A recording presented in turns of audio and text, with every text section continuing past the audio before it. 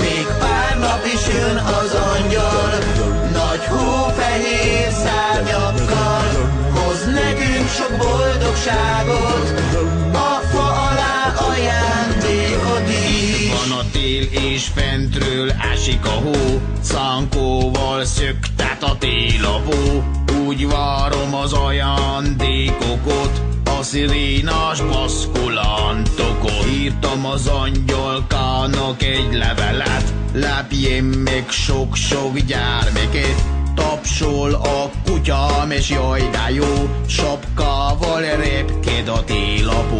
Télapó, hozd el nekem a sarmeszkavátort, ma tavaly nem hoztad el, s a felragasztatós elefántot, léci!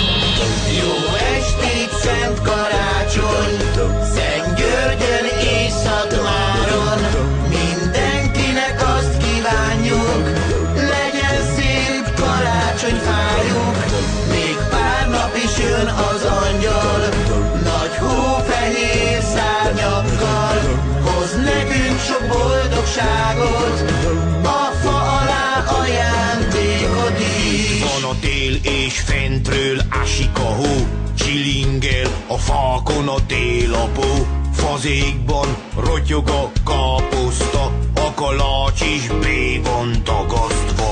Mindjárt jö a szakállas télapó, hoz nekem vonatot, jaj de jó, hó ember táncol az udvaron, létezik angyalka úgy bizony. Télapó, hozd el nekem a konvoj felszerelést, s a nylon cirkulát, léci!